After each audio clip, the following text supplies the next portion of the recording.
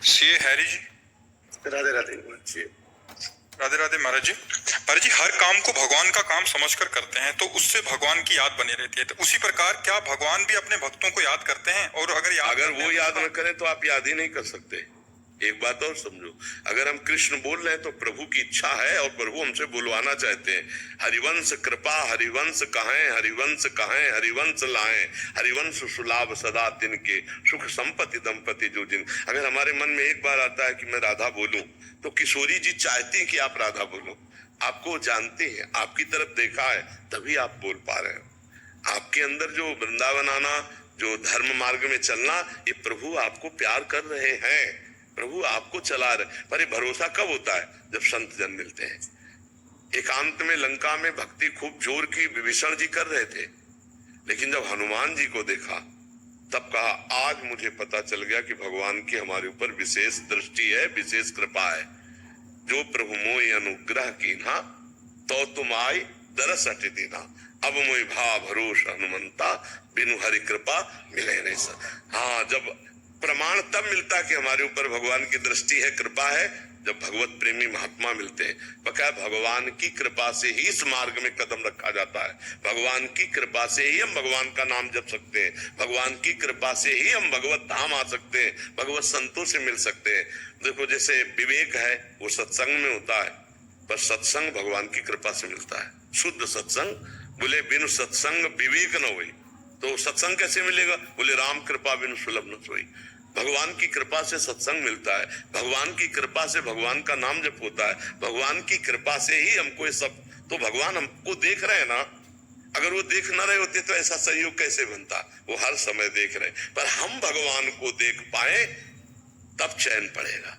वो तो हमें देख रहे हैं, हम भगवान को देख। अब इतना हम भजन करें कि हमारे अंदर लगन लग जाए कि जो भगवान हम पर छुप छुप के इतना कृपा कर रहे हैं वो सामने आवे।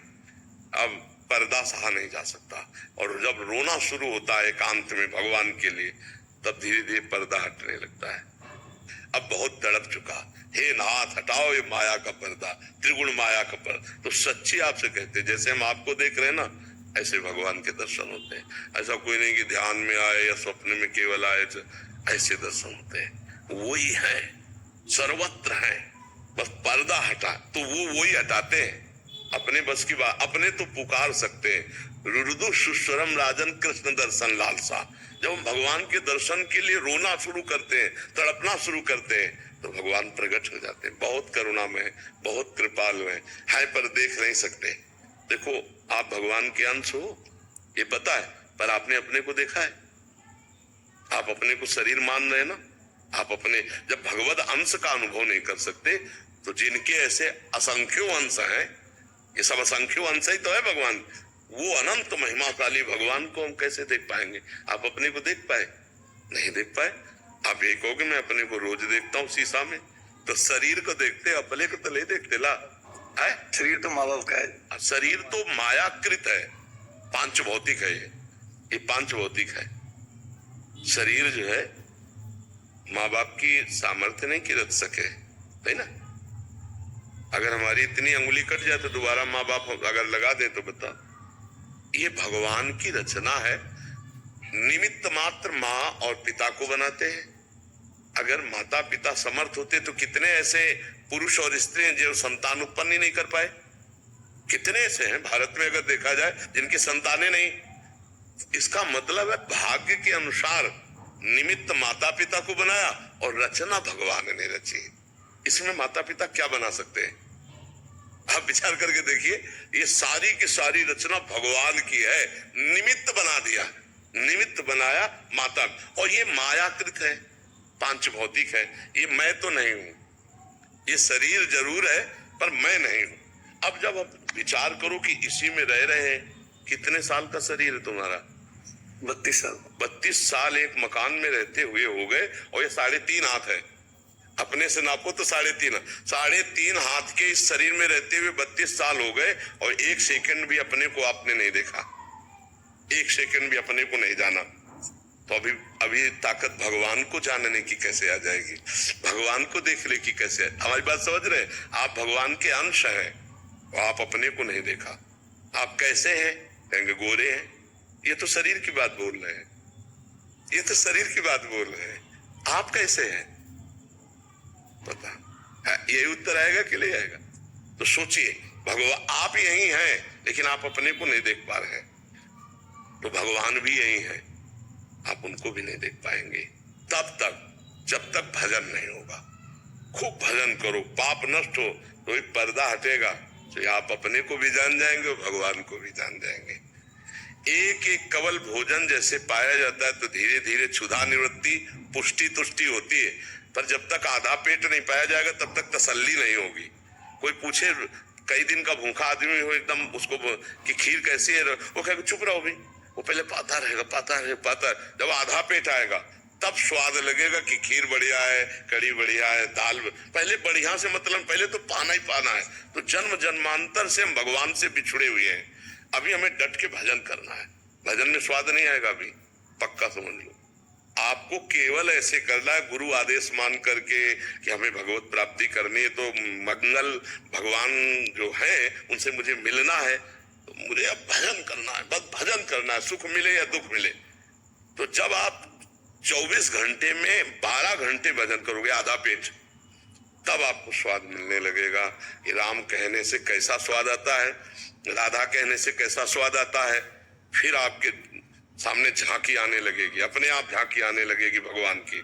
फिर जो दशा होती है, छिन छिन में एक आनंद की लहर अपने प्रीतम। देखो संसारिक प्रीतम मिले तो कैसा लगने लगता है, एक बेपरवाही, एक मस्ती, और संसार का मालिक प्रीतम मिल जाए तो कैसा लगेगा। सोचो, संसार का मालिक है, वो मेरा प्यारा है, वो मेरा मित्र है या पति है या प्रीतम है या पिता है या माता है, जो भाव कर पाओ, भगवान तो हर भाव स्वीकार कर लेते, मस्त हो जाएगा जी।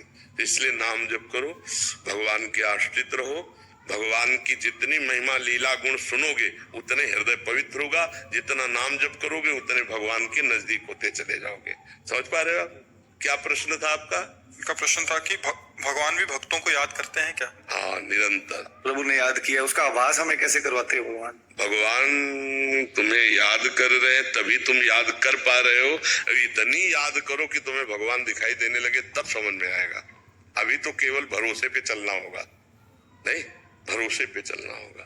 भरोसे पे जब चलोगे तो तुम्हें कदम कदम पर पता चलने लगेगा कि कोई मेरा रक्षक है, कोई मुझे सपोर्ट कर रहा है, वही मेरा भगवान है। वो किसी न किसी रूप में आके हर समस्या का समाधान करता है, और एक दिन फिर वो अपने रूप में आ जाता है। अगर ये ना होता तो हम लोगों का जीवन बर्बाद हो गया होता।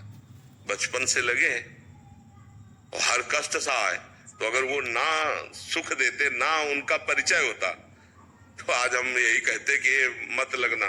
लेकिन हम आपको कदम कदम की कहते हैं, कदम कदम पे अनंत माताओं जैसा दुलार भगवान को। जब भगवान के उस दुलार को तो केवल रो सकते हैं और कोई बात नहीं कह सकते। अगर उनकी बात, उस बात पर ध्यान एकाग्र हो जाए अभी, तो केवल रो सकते हैं। वो उत्तर केवल रोने का होगा और कुछ नहीं। इतना प्यार प्रभु देते हैं, पर वो तब हुआ जब कोई हमारा नहीं, सब प्यार को ठुकरा के एकमात्र प्रभु से अपनापन, और देखा नहीं, केवल सुन के चल दिए। तब वो कि जिसे देखा नहीं उसके प्यार में दीवाने हो गए, तो वो है, वो फिर ऐसा कैसे रह सकता है कि छुपा रहे? नहीं नहीं, वो बहुत, हम तो उनके प्रेम के अंश हैं, वो तो प्रेम समुद्र है।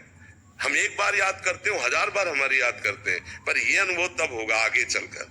पहले विश्वास मानकर चलो कि अगर भगवान हम पर कृपा न किए होते तो हमें मार्ग न मिलता, हमें भजन न मिलता, हमें साधु समागम न मिलता। इस विश्वास से चलो, क्योंकि विश्वास से ही भक्ति होती है। बिन विश्वास भगति नहीं, ते बिन द्रवै न राम। क्योंकि देखा तो है नहीं, केवल संत की आज्ञा मानकर, शास्त्र की आज्ञा मानकर विश्वास से चलते तो निश्चित भगवान मिलते हैं, और रोज मिलते हैं आपसे। जो भगवान का भजन करते हैं उनसे रोज मिलते, पर वो उनका स्वभाव है, वो बड़े छलिया है, वो छुप के मिलते हैं, छुप छुप के मिलते हैं। और जब आपका असहनीय हो जाएगा, मिलन के लिए तड़पने लगोगे, तब वो हटा देंगे, पर्दा हटा देंगे, तब फिर वो अपने स्वरूप में आ जाएंगे। एक त्रिलोचन जी नाम के भगत थे, वो जब ये संतों से सुना कि संतों की सेवा से भगवान बहुत जल्दी प्रसन्न होते हैं, तो वो और उनकी पत्नी थी और कोई था नहीं, तो उन्होंने, और व्यापार बड़ा था धन का, तो संत शाला बनवाई संतों के रहने के लिए। और खूब संतों की सेवा पत्नी सहित मिलकर करते, पर व्यापार में भी जाना होता। अब उनके मन में आया कि अगर कोई एक नौकर ऐसा मिल जाए जो संतों की मन की बात जानकर उनको भोजन पवावे। किसी संत के मन में चल रहा है आज कढ़ी पावे तो कढ़ी बना दे, अब किसी के मन संकोची होते हैं, संत जन ना कहे तो ऐसा यही विचार मन में। तो एक दिन घर के दरवाजे के सामने आवाज आई, मुझे कोई नौकर रख ले।